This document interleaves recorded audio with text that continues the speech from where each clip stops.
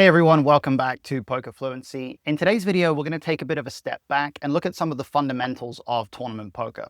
We're going to go over the different stages of a tournament and talk about how your strategy should shift along the way, from the chip EV early stages with deeper stacks, to the middle game, to the bubble, and some late stage ICM spots. Understanding these transitions is really important because what works in the early levels can be a big mistake at final tables. As you're watching, think about where your own game feels the strongest and where you might be leaving some chips on the table. And if something I cover raises some questions, drop them in the comments below and I'll continue the discussion right there with you guys. So let's dive into it. Hope you enjoy the session. Cool. So I thought that, best way to go, since we haven't quite finished the assessment and everything, is I want to kind of take a look at some bigger picture stuff and connect to. You mentioned you'd seen the courses and everything, and they're obviously a few years old now, and there's some updates in the ideas. We talked originally about some of the things that we know a bit better now because we have more ability to do sims in different ways. ICM sim technology has kind of evolved a bit more. So it'd be good to just do a bit of a summary of the different kind of perspectives and see where you're at in terms of how the way you're currently approaching tournaments relates to maybe some of these ideas, and see what kind of tweaks we can make. Cool. So let me load up the slides that I have. So I just kind of pulled together a bunch of different slides that I had made for different things that I've done over the past sort of, I don't know, going back maybe 6 months or so. And it actually, it's a pretty good sort of cross section of different things. So it should be pretty useful. Let me first of all share my screen. And then let me present. Okay. Is that coming through? You seeing that okay? Yeah. Okay, cool. So the phases thing, the whole, studying the structure of a tournament, it's obviously something that, this is how I've looked at tournaments ever since that first series that you would have seen. I think that was 2018 that I made that. And then the second one was 2021. So we're looking at kind of every few years, the perspective on this tends to change a little bit.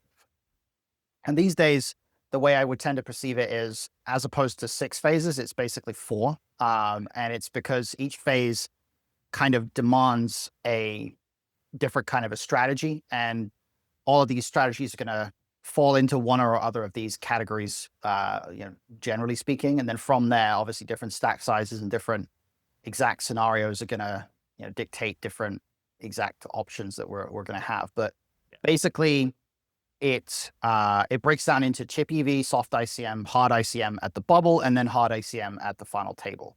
Do you know what I mean by soft and hard ICM? Have you heard those terms before? No, I would assume it means that the impact of your decision is greatly impacted by a pay jump or the next payment of the tournament. Kind of. I mean, it basically just means that soft ICM is going to be a situation where there is going to start to be an ICM element, but it's only really going to show up in like the more extreme circumstances. So larger pots or big stack against big stack or, things like that. And quite often, there are a lot of circumstances where even though it's sort of during a period of the tournament where ICM can exist, there are certain circumstances where there isn't enough ICM to actually make it different from chip EV. But then you can be the next hand at the same table and there's a bit of an ICM impact, right? So you're sort of hand by hand, you might have some ICM concerns or you might not. And then once we get into hard ICM, whether it's at the bubble or at the final table, there's always going to be ICM concerns every hand, right? So that's kind of the way it breaks down. So in terms of how we're looking at soft ICM here, it basically relates to pretty much the end of registration through to the period just before the bubble. Yeah. So we're not playing chip EV.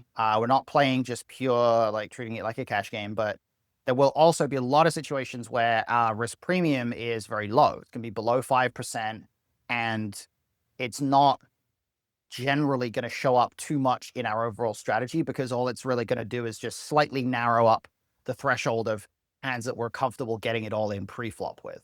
And certain kind of big stack versus big stack confrontations or 3-bet pots particularly unique kind of circumstances are going to start to incorporate some ICM influence as the pot starts to get way bigger. But for the most part, we can quite easily find quite a few situations in a soft ICM period where we're not really subject to much ICM at all. So we're having that fluctuation, like I kind of mentioned. And then obviously after the bubble burst, that the hard ICM impact of bubble starts to where it completely reduces, and we generally are going to be playing soft ICM again after the bubble bursts. So we're going to play this. We're going to be in this period where there might be some ICM, there might not. This is kind of what I had previously referred to as sort of consolidation. This is kind of the period that we've talked about, consolidation and leverage. And this is the soft ICM period leading up to the final table. And what we kind of know about this now is that there are a lot of fluctuations in risk premiums. There can be some spots where even before the final table, the ICM starts to become a bit more significant, but there's also a lot of spots where it's not. And it's not always intuitive what the baseline is for these situations, because there are, like, if you look at, like, let's say the main event, right? The natural assumption is that the main event is, leading up to the final table, there's a lot of ICM, but based on how top heavy the main event is and just some of the nuances of the payout structure, the period with sort of 3, 4, 5 tables left in the main is actually quite low in its ICM impact, because the immediate payouts at that point are very top heavy. Like, you're dealing with a situation where, the 10 million that is for first place is just a massive proportion of the remaining prize pool at that point. And so there's not anywhere near as much ICM as you might normally expect there to be. I remember you talking about in one of the series, the percentage increase of the next pay jump. And there are a lot of situations on global where, like, at 6, 5, and 4, and even 3 tables left, that same increment each time, where it might be one, I don't know, maybe like half a buy-in each time, right? And then from 3 to 2 might be a full buy-in, and then once you get to the final table, it's like very top heavy, obviously. Right. Yeah. And so, certainly we have to kind of keep that into account to some degree, because there's fluctuations there. And of course, as we get closer to the payout, further away from the payout, there's some slight variations there as well. And this is, at that period, that's kind of why we're at a soft ICM sort of level as opposed to hard, just because there will be, one hand, we're close to a payout, and so there's a bit more ICM, and then the next hand we're not. And so it just kind of varies a lot. This is what the progression of risk premiums looks like if all the stacks are the same at the WSOP compared to the win. So this is just 2 different payout structures. We've got WSOP, which is paying 15% of the field it's kind of weird, where with WSOP, you've got a less top heavy distribution of payouts across the field, because more of the field is getting paid. But within that 15% of the field that gets paid, the payouts are more top heavy.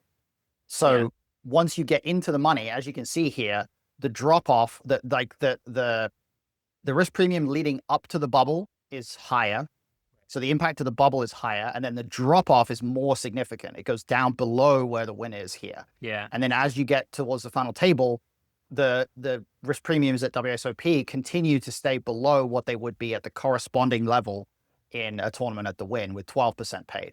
At the win, you have less impact going up to the bubble. So you have, not as high of a risk premium. I mean, there's a big difference here. Like, if there's 75 places paid and 100 places left, you might have a 6% risk premium at the win, but a 10% or close to it at WSOP, right? So big difference there because of how close to the bubble you are.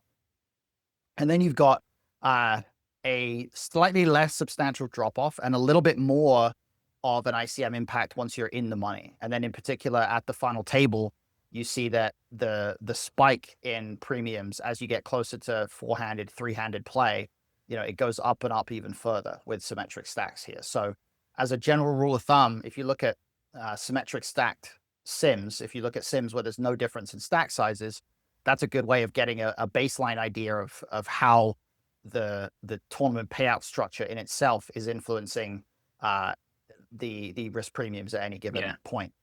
Now, Can another thing, risk premium real quick? Sure. Yeah. So I remember a slide from ages ago, and I'm trying to remember Yeah, how you calculated it. right. This is actually, there's some other slides that I have for this, but they're currently in the like the Solve for Y format, and I have to Right. convert them over Yeah. to my Just own branding. format. But Yeah. the basically risk premium is the additional margin of equity that we need to justify Yeah. risking our stack in any given spot. So Okay. if we're up against a stack that covers us and they cover us by a lot, and we have a very valuable stack to begin with, our risk premium is going to be very high because the additional equity that we would need to justify risking our stack to offset the asymmetry of winning versus losing, Yeah. in that spot, the additional equity margin is going to go up further.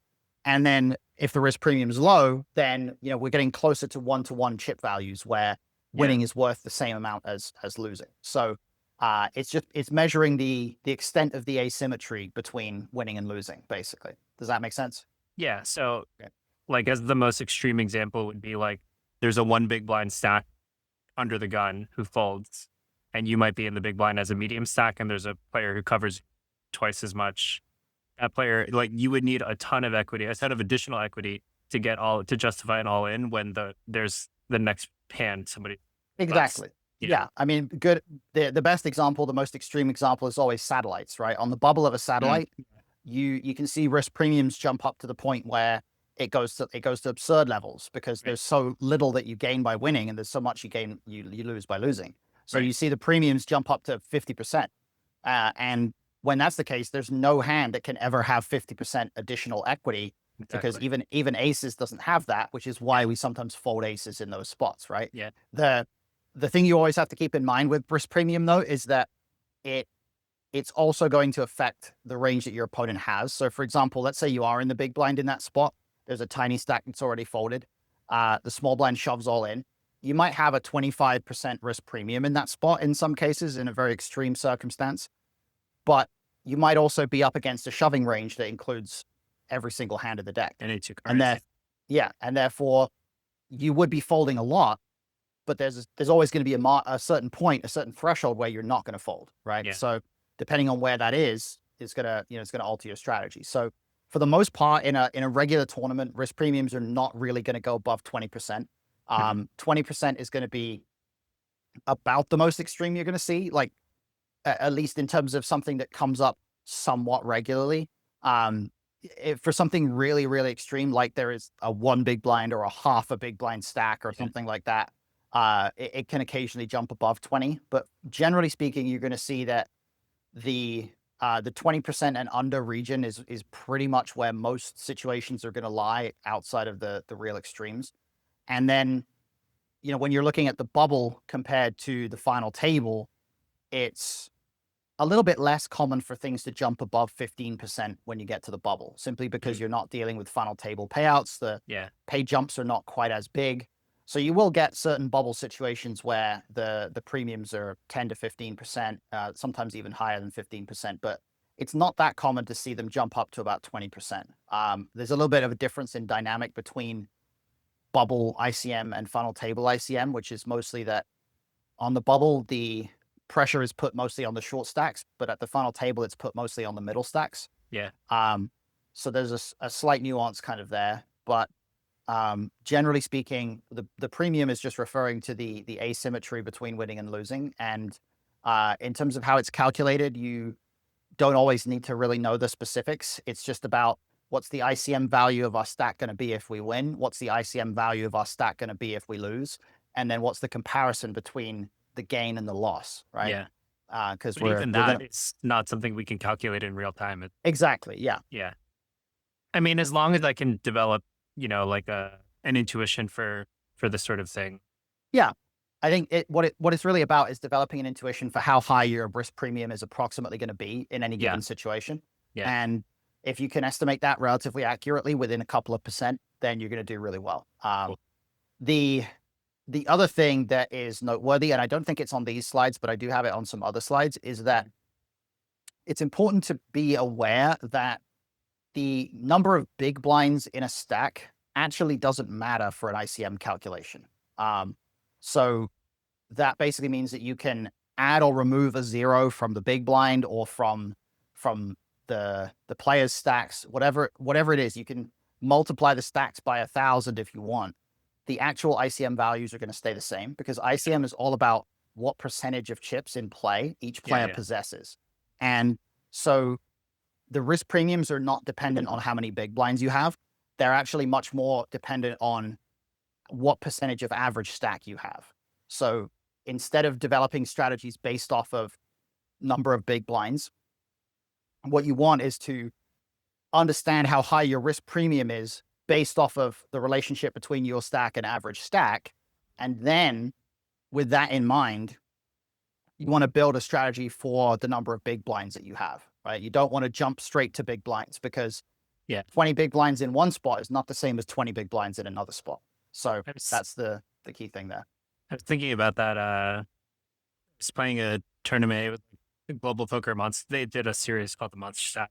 And it was like the final day, and I made it to 20 players left. And the average stack was like maybe 11 or 12 big blinds or something like that. And I'm like, well, at this point, like, how much is there real? Like, you should kind of just go for it because the payouts are so top heavy and all the stacks are so close together. And so. Yeah. And that's another thing, actually. This is another thing that's not on the slides, and I need to update these slides. But one element that I've kind of noticed the more ICM work I do recently is that the distribution of stacks has the opposite impact to the distribution of payouts.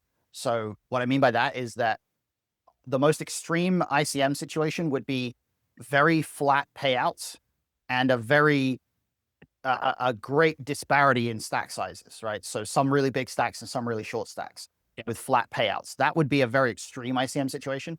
The least extreme is very steep payouts and everyone has the same stack, right? So everyone having the same stack kind of neutralizes the ICM factors to some degree in certain cases. But obviously it's case by case because sometimes before the bubble, if you look at a spot before the bubble where everybody has the same stack, sometimes it can actually boost things up.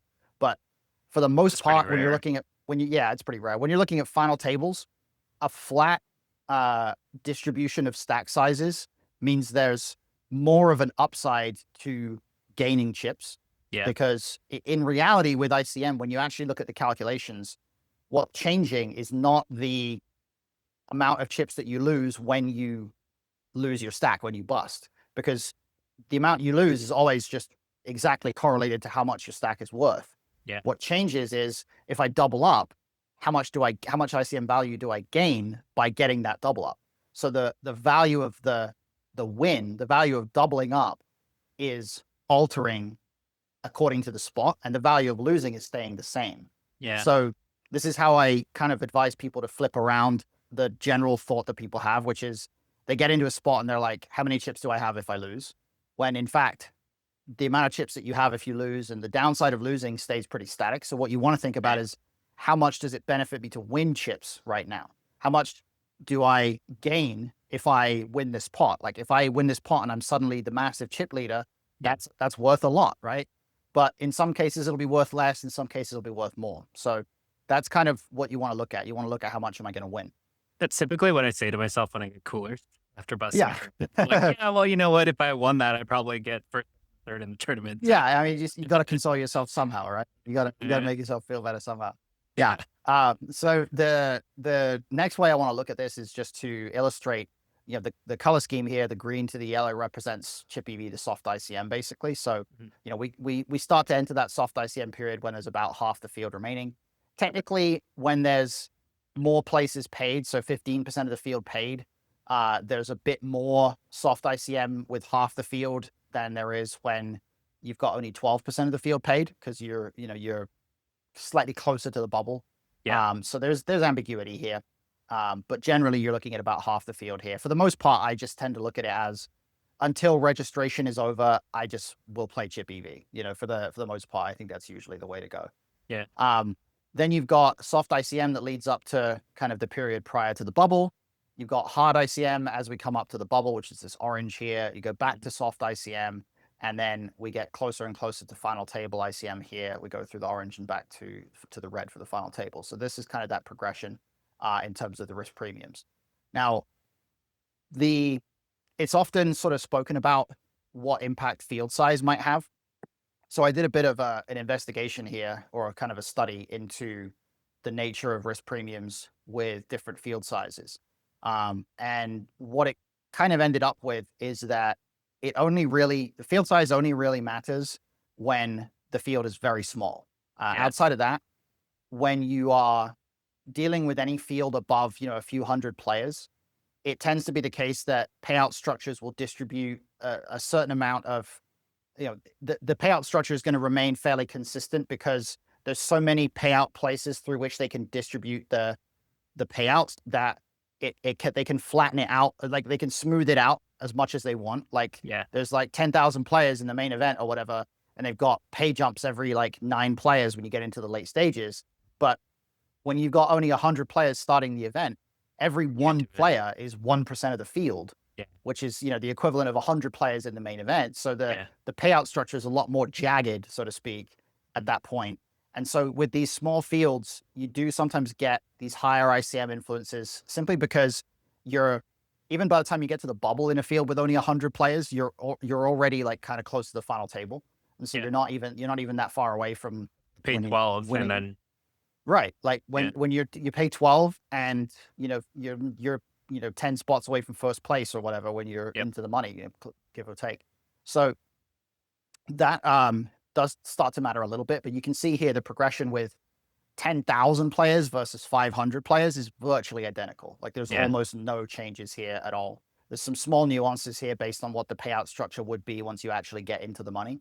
But I think that the main takeaway from this really is that players look at, they look at a tournament and they look at how many spots from the money am I?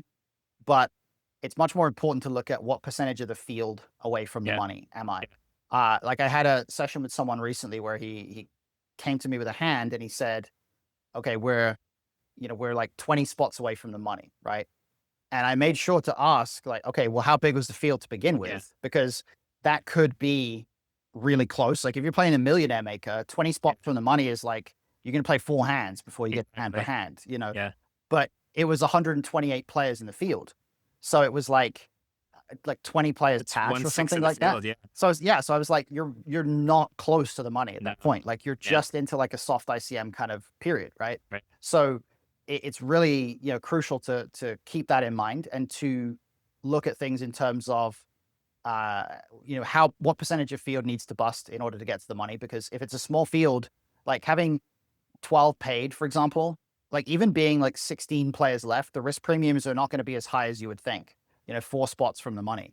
Because if there's 12 paid in a field of 100, 4 players away is 4% of the field. So you're still at, 16% of the field, right? So I would say always just keep it in percentage of the field.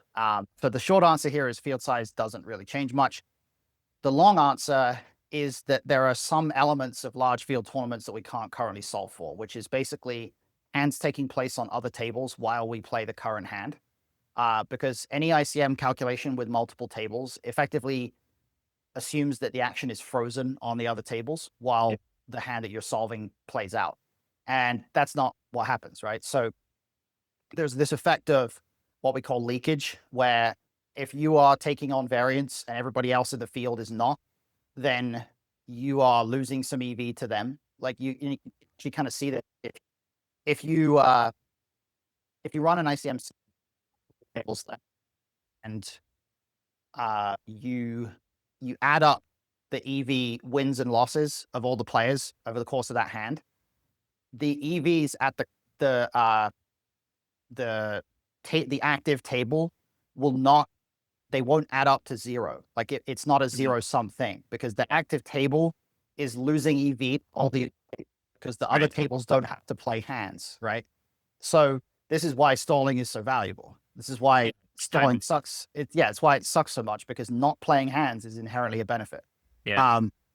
So the thing about ICM sims as we get to, or when we're in a position where there's more tables going on, is that we should assume a higher risk premium, a higher ICM impact than what the solver actually tells us when there are many tables remaining, because there are quite a lot of instances where the sim, like in a practical way, one thing is true, but the sim doesn't know about that. So Right. I ran a spot where it was like a 2 table bubble situation, and it was, it was a situation where it was like we were one spot from the money, and we have a certain kind of a stack size. We're like second in chips, and I tried to a tried to run a calculation and figure out, like, based on the underlying numbers, what frequency is the calculation assuming that we're going to cash. And it assumes, like, I can't remember, it was like for one of the short stacks it was like 84% or something, but for the second in chips it was like 97% or something.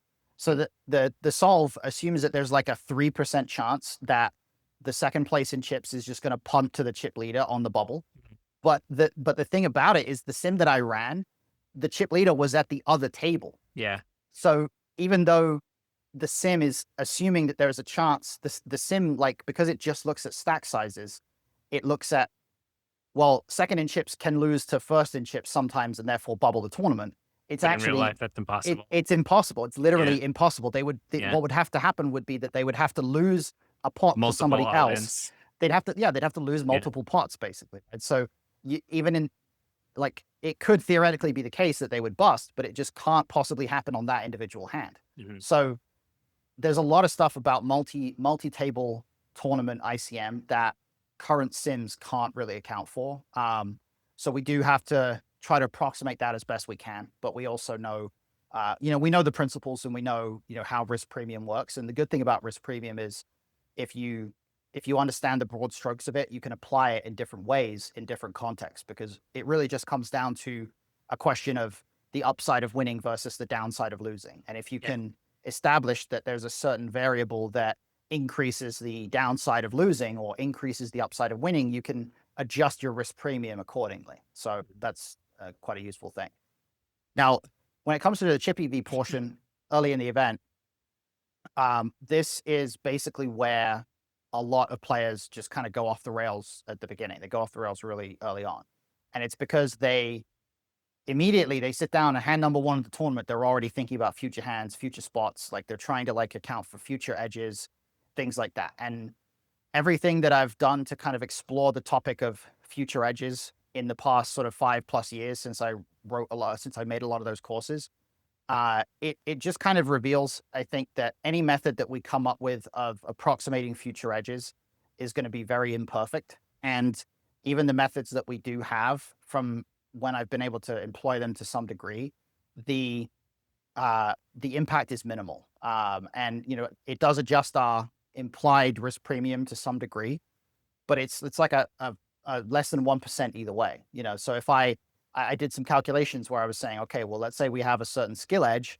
Well, my skill edge, if I win this pot and I have this stack size, means that my stack is worth like 10% more than what it would be, right? Yeah. And then even if I lose this pot, it's going to be worth 10% more than what it would be. And if I fold and I don't play this pot, I'm going to have 10% edge with the current stack that I have. It it alters the variables to some degree, but, like, it basically, in the end, it results in like a 10% increase in the risk premium, which might take it from 8% to 9% or something, or 8.8%, whatever. Um, it's not going to make it so that our risk premium goes from 8%, and now we have such a big skill edge that it's actually 12%. Like, it just doesn't happen that way, because it's almost impossible to find games where you have such a high ROI like that. Yeah. If you were playing in an incredibly soft game, I think it's reasonable to make assumptions that your risk premium is higher than what it is. But there's just very few situations where games are going to be that soft. And there's also, um, it's a lot dependent on your current table as well. Like, if you're in a Yeah. very, very soft event at a very tough table, Yeah. The your three EV best instantly players are down. at your table. Yeah, right. Yeah. Like, your EV is going to go way down. If you're in a tough event at a very soft table, your EV is going to go way up. And there's some considerations you might have there. But basically, it's much more important to just understand the chip EV variables at play in any one individual hand, as if it exists in a vacuum. And we don't really have that kind of conservation priority in the early stages, kind of like I had identified in the previous courses that was the case. But ultimately, now that we have the ability to calculate risk premiums and just sort of recognize that there's almost no ICM effect in the early stages, and there really isn't a lot of immediate benefit to that kind of conservation approach. I think that these days, I think it comes down to you just want to take the highest EV lines in the early stages, and acquiring a big stack early on counts for quite a bit. So I would just play chip EV at that point. And then usually average stack is going to drop below 100 big blinds pretty quickly, but it's going to stay above 35 to 40 for the majority of that chip EV period. So Yeah. I do think that there's a lot of players that don't put enough effort into studying how to play like 60-ish big blinds, you know? Yeah. The way I like to kind of sort of categorize chip EV study is if you get really good at 100, 60, 30, and 15, you're going to know everything you need to know to extrapolate the stack sizes in between, or interpolate, I guess, the stack sizes in between. So that 60 big blind stack size is quite important because it is, on the one hand, it's pretty deep, and your single raise pot situations are going to be deep stacked enough that you have to understand the deep stack principles. But on the other hand, there are going to be situations where you raise and you get 3-bet and you have a 4-bet jamming range. Like you don't have at 60. So that is why I think that stack size is so useful to study, because because there's not a lot of room to 4-bet fold. You do have to kind of recognize when you're at the threshold where like I benefit from jamming here versus, when am I maybe not going to play any jams? Maybe if people 3-bet too small, like there's just a lot of stuff that can happen at 60 that changes your pre-flop approach. And then of course, like I say, the post-flop situations that come up that are single raise pots, there's quite a diverse sort of like grouping 11 of SPR situations sometimes, there. 10 Yeah. Yeah, exactly. And you also still get plenty of multi-way at that point. So I think that a 60 big blind chip EV is a very underrated sort of a stack size to study. Because I think that, you're going to get beyond those 100 big blind, 150, 200 big blind stacks. Like you're not going to play that for very long. But you could quite easily be somewhere in the region of 50 to 70 big blinds for quite a period in a tournament, quite commonly. So I think that's a valuable stack size to study. In terms of just overall maximization of EV in this early stage, it gets, kind of simple in some cases, in that we have a lot of red line and blue line, differentiation that we can make here. And obviously passive spots are rarely going to contribute to either one. So just the majority of our EV in that early stage is going to come from redlining people, winning pots without showdown, but also just capitalizing on getting max value when we do have it. In multi-way pots, people are very guilty of speculating too much. And of course, that's not going to contribute a lot of EV. When we enter pots as the second caller, it should be pretty rare. And of course, we can and should bluff post-flop in multi-way pots. The idea that we just have to be very value heavy in multi-way is not even remotely true. And we have multi-way solvers now that can prove that. So we can certainly do some multi-way study. And then player pool reads. You're obviously experienced enough to have a pretty good sense of this player's a wreck. This player is going to be making a lot of mistakes. And if you game select pretty well, you're going to play a lot of chip EV poker against recreationals. And this obviously counts for a pretty big edge in the early stages. And it is also pretty reasonable at this point to simply just not play as many hands against the better players, like play somewhat tighter against the better players, because there are going to be tons of pros that make some pretty elementary errors. It's not always a particularly big deal to just let a specific pro, capture a little bit more EV against you because you folded to their 3-bet in exchange for just ensuring that you still are playing deep stacked against the fish at the rest of the table. You know? That is something that's definitely pretty meaningful. Can you go back to the last slide first? Oh, sure. Yeah.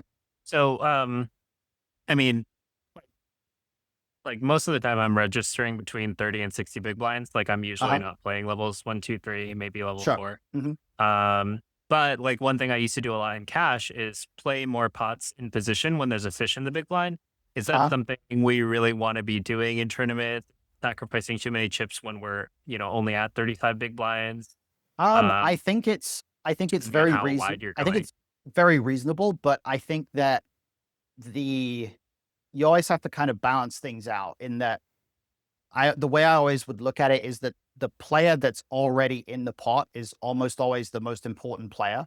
Yeah. So if you have somebody that's opening, the most significant factor in your decisions there is going to be, how do I make sure I construct my ranges well against that player? It is reasonable to expand your button calling range in circumstances like that, but you don't necessarily want to do it by sacrificing hands that would normally 3-bet.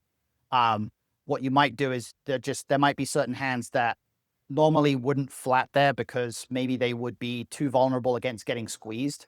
And instead, you're going to flat them because you know you're just not getting squeezed enough. And the Yeah. player who's going to call in the big blind is going to play poorly and things like that. So I think you can flat wider, but I would always say when you get hands that are kind of close between flat and 3-bet, prioritize the player that's already in the pot, because Yeah. the last thing you want is to like make some kind of super complicated exploitative flat against the razor, and then the big blind just folds, and you're like, why did I do this? Like, Yeah, and I think it so like just depends on how, if the big blind is one of the 4 players in the tournament that's just clicking buttons and going all in mhm, every hand, then obviously you're gonna mhm. go wider. And if they're a passive fish, then Yeah, exactly. yeah. There's a scale of how bad someone is, and there's a scale of like how many pots we have the ability to play against them, for Yeah. sure. Cool. Cool. So this is generally how we're going to segment the player pool. I tend to look at it in this way. We've got 4 primary mistakes here, really, that exist, which is over bluffing, under bluffing, over folding, and under folding.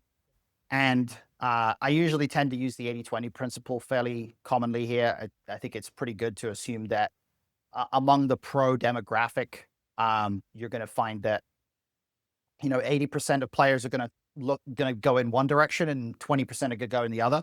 And then among the rec demographic, it's kind of the same. It's like among pros, you're probably going to find that maybe 80% of them are like overfolding because they're accustomed to playing against players who don't bluff But you enough. tight. And then Yeah. yeah, and then they're also going to be in a lot of cases over bluffing because they're accustomed to playing against players who actually fold too much. Cool. And then recs are going to be, generally speaking, in the other 2 categories, under bluffing and under folding in a lot of situations. But Mhm. it's going to depend whether we're talking about the river, whether we're talking about pre-flop, and so on. So there's going to be variations there, but you just I want to did kind some of studies with an MDA coach, and like there are Mhm. definitely, situations where I think people are over bluffing. I don't know how much it carries over from cash to tournaments, but like blind versus blind, like it's a ton of over bluffing, over Mhm. calling. Yeah, I think that there's a certain amount, like the data is not going to carry over directly, but I think the Right. principles carry over, and I Patterns. think yeah, and I think what I would actually say is that the way I've always looked at over bluffing or bluff catching is that the spots where we're going to see more over bluffs are going to be the spots where players they're supposed to be value betting really thin and they're not, right? Like Yeah. they're actually, it's not so much that they're even over bluffing, it's they're under value betting. Yeah. They're just removing some of the value hands from their range, Mhm. and that results in an over bluff. Um, like I like to look at situations where, let's say we face a triple barrel and you have a bluff catcher and you're thinking like, well, villain is supposed to be tripling off for thin value with like a lot of one pair here, Mhm. but I don't think they're going to do that. But I do think they're capable of finding a decent chunk of bluffs here. Yeah. And when that's the case, like if you can actually narrow down their value to where like they Chip our only have a bluffs. very yeah, I mean, if they only have a very narrow region of value, they might be over bluffing, and that Mhm. that tends to happen with some pros. It's like they don't forget to bluff, but they do forget that they're supposed to value bet accordingly. It's funny, I had a hand that I got paid off in a hand at the series in the summer for pretty much that exact reason. I'm pretty sure that it was a board of like ace jack 6 or something, ace jack, I can't remember what it was, ace jack blank, and it was 2 clubs, and then basically the river completed a flush, and I just went big bet, jam, and the guy bluff catched me with like an ace without a club, Mhm. and it was after a long tank, and I'm pretty sure that the reason why he did it was because he was thinking the only hands I'm going to shove for value on that river are going to be flushes. Yeah. And I found a value jam with ace jack and got paid Mhm. off. And like, Nice. it was a good example of, I did think about it on the river. I was like, can I jam for value with less than a flush here? And it was like, yeah, I kind of have to because he certainly has plenty of hands that could bluff catch. So I did, and I got called. And it was great validation for like, you do have to make sure that you don't just take a spot like that and it's like your jamming range is like a flush or a bluff. But Yeah. that's too polar. Right. There's too many other good hands in there that can jam for value. So Yeah. certainly important. I think that'll be something I need to study because the Mhm. value thresholds are going to be really different from when I was playing 100 big blind cash for Yeah, sure. yeah, for Yeah. sure. There are going to be a lot of situations where a good top pair is a good hand. You got Yeah. to play a big pot with that. For Right. sure. Um, when it comes to profiling and segmenting the player pool in terms of just the individual players that you're actually up against, it's generally going to be somewhat easy to recognize pros, obviously, and they're also going to play broadly the same way. There aren't that many pros that play drastically differently. There's like a category of pros that I sometimes I'll call them like fake pros, where it's like they're a pro in the sense that they have won a couple of high profile tournaments, or like they just play a lot and maybe they Mhm. play against soft fields. And so it kind of creates the impression that they're good. But he's Player like, I'm thinking in yeah, my head. Yeah. right. Yeah. Like he's Yeah. not good at poker, but Right. he's won a shitload of tournaments because he's played forever and he only plays against incredibly soft fields. Yeah. And so he does play differently from most pros because he plays bad. But the, you know, the vast majority of pros that are actually studying and who play in tougher fields sometimes and who don't just only play Rex, like they are playing broadly the same way because they understand that that's just what good poker looks like.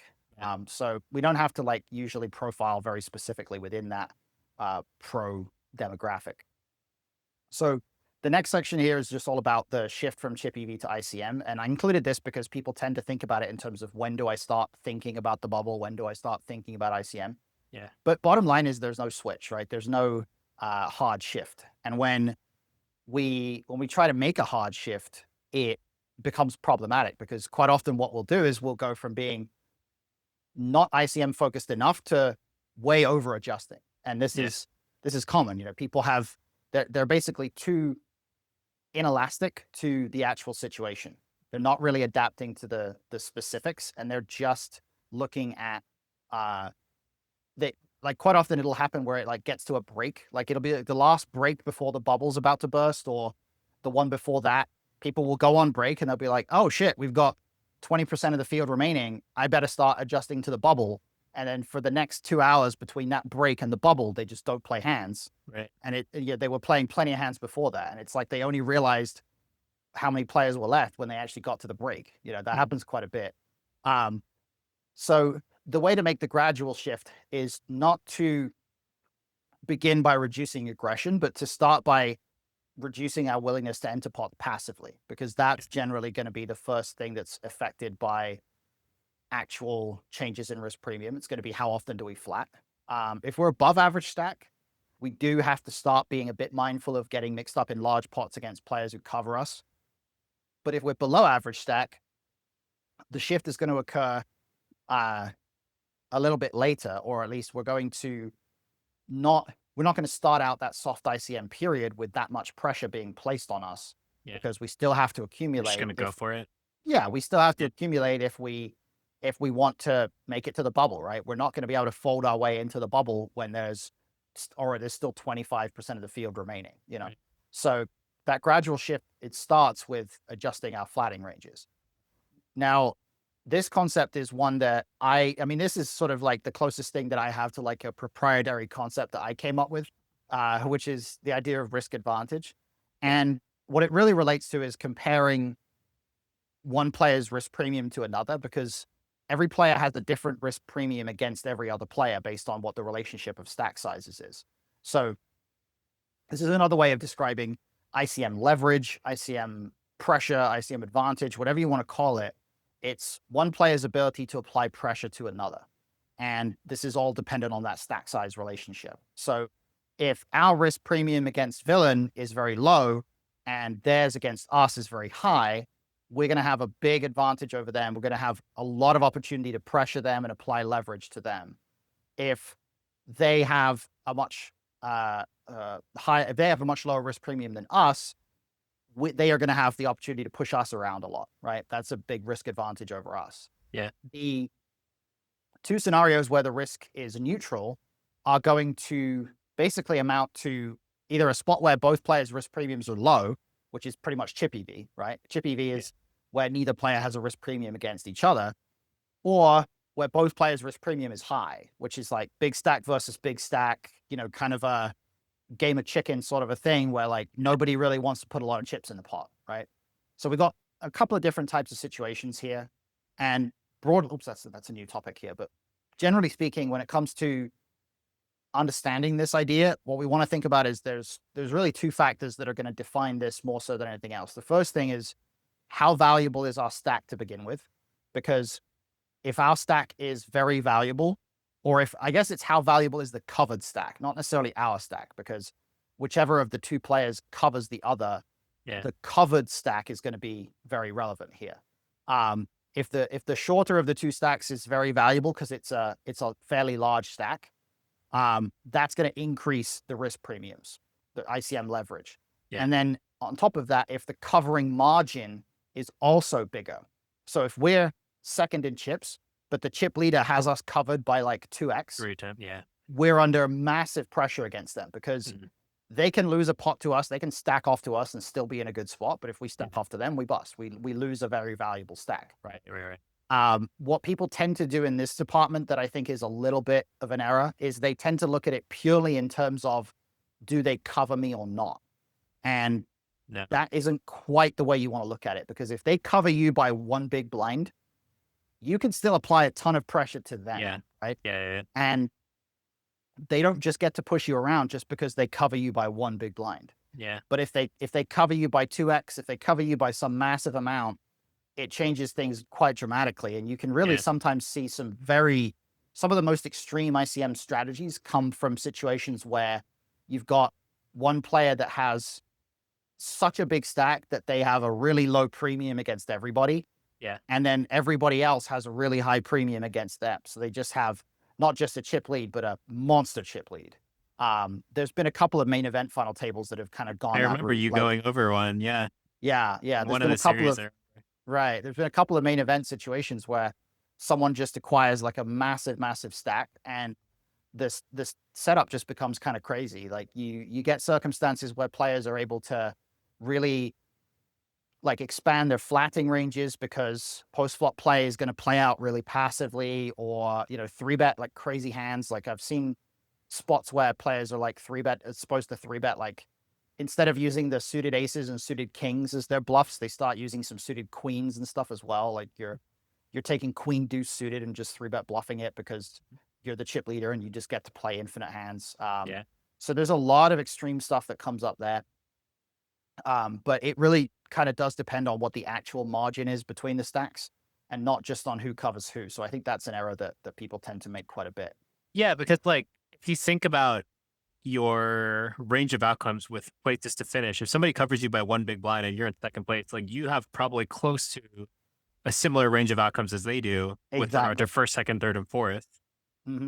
Yeah, that's exactly it. And when they cover you by a ton, they're just getting first most of the time. They're just getting first so often because there's so many, and even beyond what the sim can account for, like they're getting first so often, not just because they have so many of the chips, but in future situations, like even if you play out an entire orbit of hands, because they have the chip lead, they're going to be able to win more pots uncontested anyway. And people are going to just fold to them more often. So inherently, they're more likely to retain that stack than they are to lose a big chunk of it, because they're just not going to be played back at as much. And then on top of that, they are going to have more opportunities to take risk in order to potentially bust people, right? So like because they're not going to have as much of a premium against anyone who goes all in, they're not going to be able to be forced to fold as much, which means that they can just call, and then sometimes they win the all in and they have even more chips. Right. So it's like a compounding thing, right? So there's just so many good things that happen when you have a big chip lead. And this is why I think one of the things that we do kind of know broadly about ICM as a model is that it slightly underestimates the value of the chip lead. In particular, it underestimates the value of a significant chip lead because it can't account for all of that aspect. And even when you look at future game simulation, which you can do using HRC. It's Yeah. not particularly accurate because it places a heavy emphasis on who's going to be in the blinds, basically, because it assumes that you lose money when you're in the blinds and you win money in every other position. Yeah. If you run a full orbit of FGS sims, or like it's going to take a long time, but if you run an FGS sim for a full orbit of hands, not only is it forced to assume all hands after the first hand are push fold, which is not realistic, but Right. also it's going to essentially just overly prioritize whoever's going to be in the big blind on the last hand. Like if you're going to be in the big blind on the final hand of that orbit, it's going to punish you for that effectively. And Gotcha. it's going to think your EV is a lot lower than it really is. It overly prioritizes who's going to be in the blinds, and you just get wildly different answers depending on how many hands into the future you try to predict. But the more hands into the future you try to predict, the less accurate everything is, because so much can happen between now and then, right? Exactly. So it's just not that valuable. So going into just kind of sort of wrapping things tying a bow on things here, I guess, in terms of how exploits work when we're starting to think about ICM, naturally opponents are going to make a lot of mistakes in various situations that involve ICM. But when it comes down to how we define exploits, obviously in chip EV, it just comes down to over realizing our equity with various parts of our range. So we win more with our strong hands than what we're supposed to win. We lose less with our weak hands than what we're supposed to lose, and so on. We just over realize that equity. The amount of chips we actually win is more than we're supposed to win. In ICM, exploiting relies on over realizing the value of a stack. So taking a stack that's worth X amount and being able to make it worth X 0.2, a little bit more than that. And that can happen in a bunch of different ways. It can happen because we gain EV from one specific opponent. So, that might mean exploiting an individual player that is making a ton of mistakes. It might mean, just winning a really big pot from, one player who happens to be a huge fish.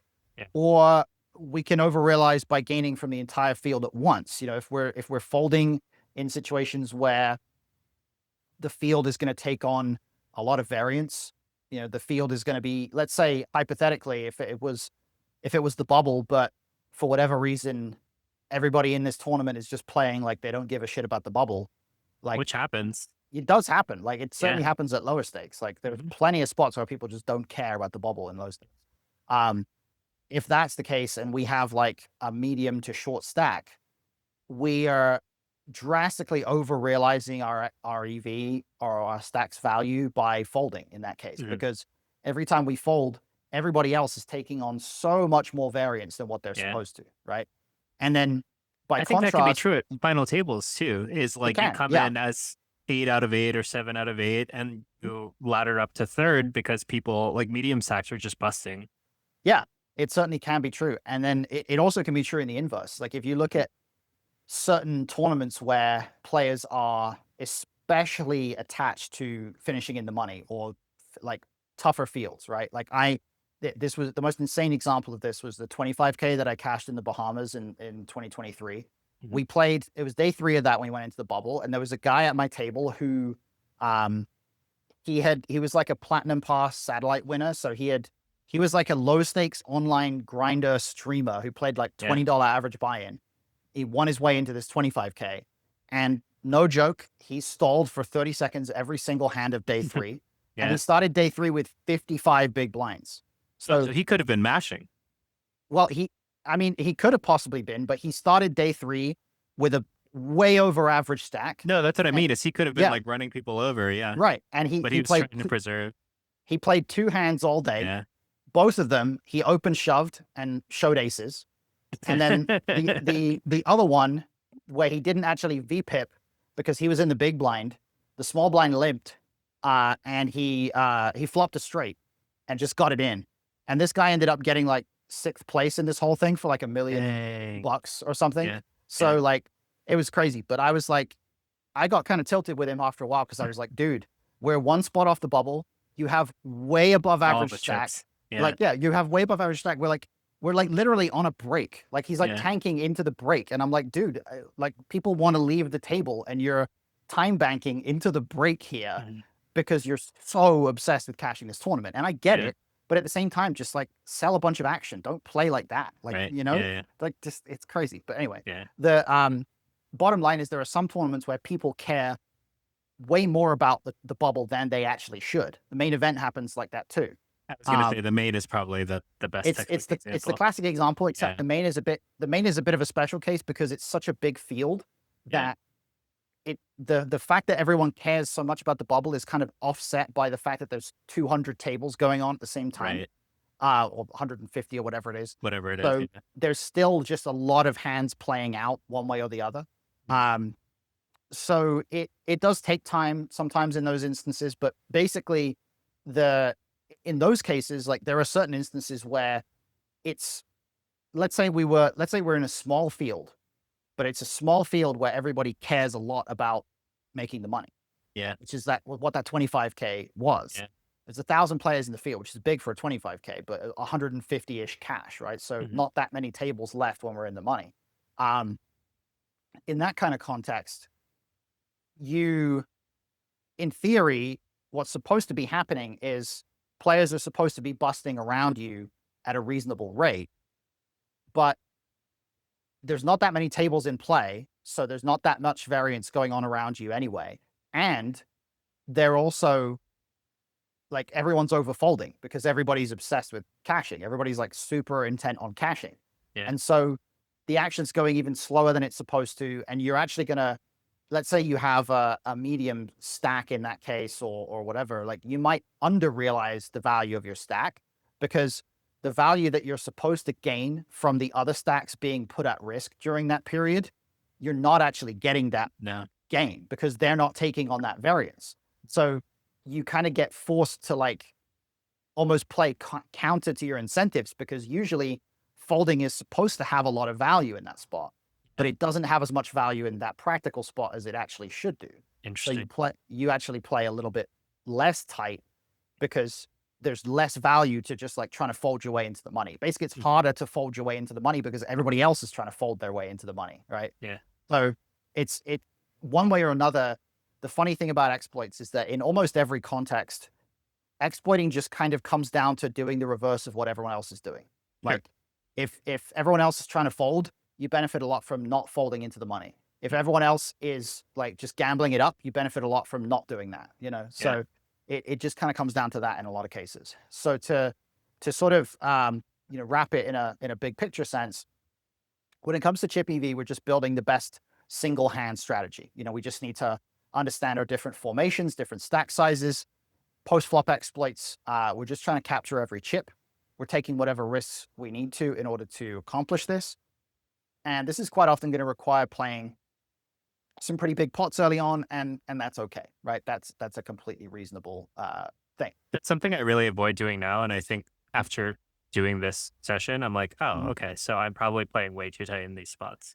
Well, it's the funny thing about that is that there will be certain situations where your opponents are just under bluffing and so they're too tight to such a degree that it's correct. Like Yeah. it's correct for a different reason, right? Right. Right. Right. It's not correct because we're preserving our stack. It's correct because our opponent's range is just so tight, right? Mhm. So I wouldn't say make any drastic changes just yet, but just take a look out for instances where maybe you might be missing a few spots, you I know? think I just avoid playing all in pots in a lot of those scenarios, like big blinds plus, where like, Hmm. I have a relatively clear value that I can just be going for or something like Hmm. that. Yeah. Yeah, and I think certainly at 50 bigs, like it's unlikely that you're going to be, when you're above 50 bigs, uh, it's not like your stack is so uniquely valuable that we have to start almost playing soft ICM before we really get to that point. So yeah, I think at 50, 60, 70, people are definitely too tight at those kinds of stack Yeah. sizes. And then, with soft ICM spots, we have to recognize that soft ICM is always followed by hard ICM. So Mhm. what we want is we want to ideally go into hard ICM spots with a big stack to apply a lot of pressure and to take advantage of those situations. So we have to approach any soft ICM situation with a viewpoint of I want to, I'm going to play according to the parameters of the spot, but I don't want to undervalue the opportunity to go into the bubble or go into the last few tables with a lot of chips. Yeah. And what people do quite often is they'll be like, oh, I have 30 big blinds and there's 25% of the field left. The last thing I want to do is bust before the bubble. But in Right. fact, you really want to go into the bubble with 60 bigs. So a double up there could be really powerful. And then, of course, hard ICM spots, we have greatly shifting context. We have different contexts that can really vary one spot to another.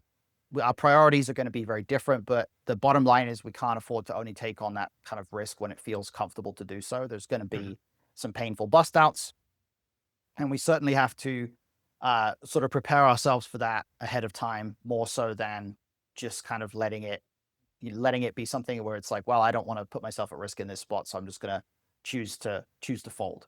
So those uncomfortable spots are certainly going to come up, but I think that's one element that you seem to have enough MTT experience now that you've at least Hope so. kind of made peace with that for sure. Yeah. But so I Still think hurts. it does. It always hurts. That's the thing. It always hurts. It's just a question of how accustomed to the hurt you are. Yeah. Kind of it. I was but gonna say something yeah.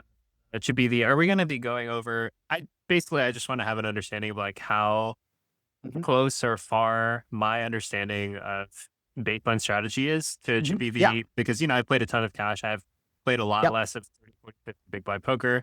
Uh-huh. I honestly I think I'm just generally playing tighter, but I don't really Okay. know honestly. So if we have some Sure. situations that we can go over just to see. Absolutely. Yeah. Well, what I want to do next time then based on that is I want to give a bit of there's a really cool tool on Octopi that you can compare strategies for different stack sizes, like look Yeah. at them next to each other.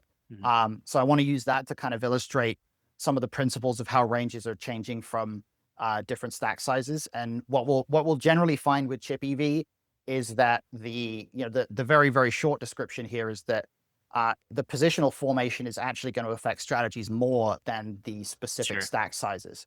Yeah. So when you're at like greater than 30, when you're at 40, 50, 60, 100, certainly from 60 up to 100, you'll see that the positional formations and just understanding how different formations play, Yeah. that's going to have more relevance there than being specific to the stack size. So we'll take a look at some of those comparisons next time, and we'll break those down.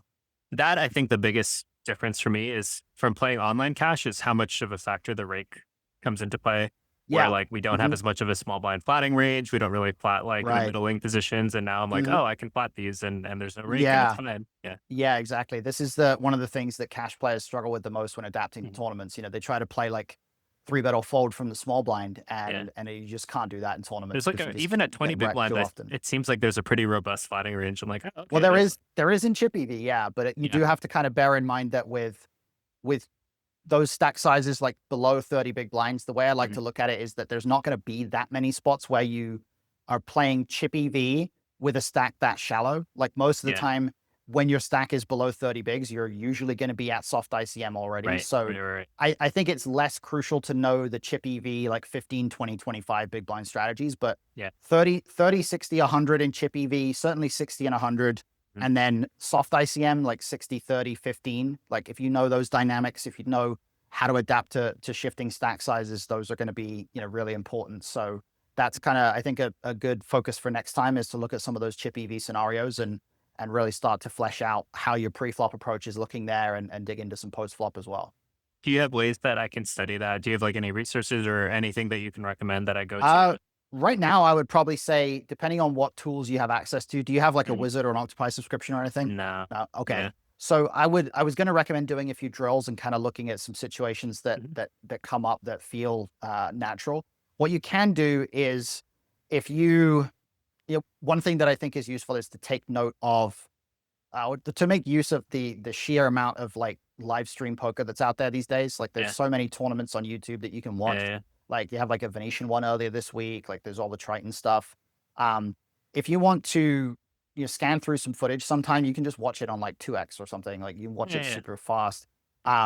Try to pick out a few instances where you see like a flop strategy, or you basically just pick out an instance where you see a player that seems to be a pro doing something that surprises you. Okay. If you look at a certain spot and you see this guy like, oh, he's three betting this hand, like, or why is he flatting this hand in this spot or something like this?